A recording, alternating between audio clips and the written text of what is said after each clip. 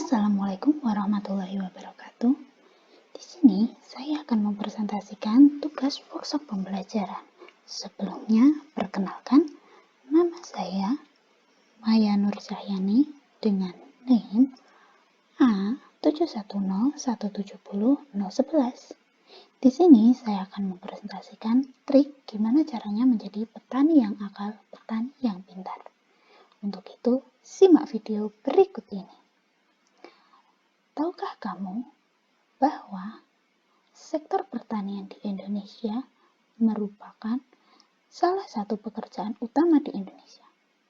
Dapat dibuktikan bahwa sektor pertanian memiliki persentase yang tinggi, yaitu 30% dari total pekerjaan di Indonesia. Namun, kenapa petani Indonesia belum sejahtera? Ya, benar. Petani Indonesia masih memiliki gaji di bawah UMR. Kok bisa? Hal itu disebabkan karena pekerjaan pertanian merupakan proses yang panjang, seperti gambar berikut ini. Selain panjang, juga mahal. Salah satunya terletak pada proses persemaian. Tahukah kamu apakah itu proses persemaian? Proses persemaian merupakan proses persiapan bibit padi untuk ditanam di lahan pertanian. Kenapa bisa mahal?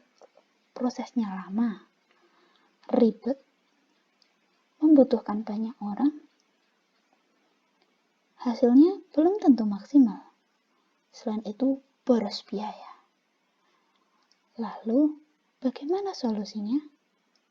Nah, untuk solusinya kita akan membuat sebuah kotak semai padi. Apakah itu kotak semai padi? Kotak semai padi merupakan media penanaman bibit padi sebelum padi ditanam di sawah. Nah, gimana sih cara buatnya? Nah, untuk pembuatannya, simak video berikut ini. Yang pertama,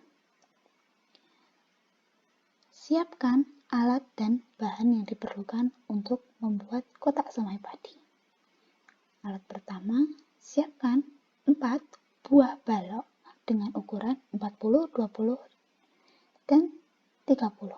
Kedua, siapkan plastik fiber yang berfungsi sebagai alas medianya dengan ketebalan 0,5 cm.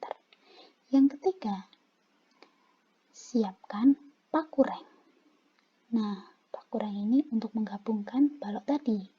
Yang keempat, siapkan media penanamannya yaitu tanah.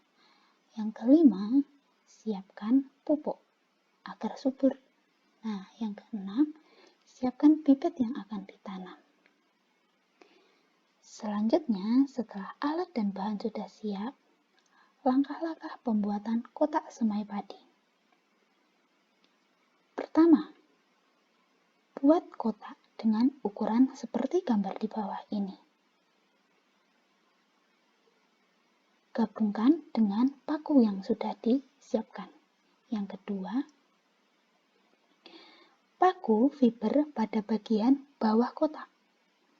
Nah, seperti gambar. Jangan lupa diberi lubang drainase ya. Ketiga, hasil kotak persemaian dapat dilihat seperti gambar berikut ini. Gimana cara menggunakannya? Mari kita simak sama-sama. Cara penggunaannya, yang pertama, siapkan kotak semai yang sudah dibuat.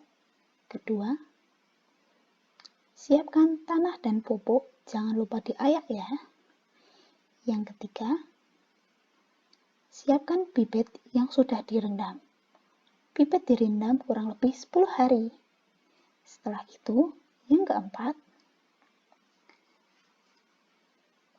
berikan tanah di kotak semai. Yang kelima,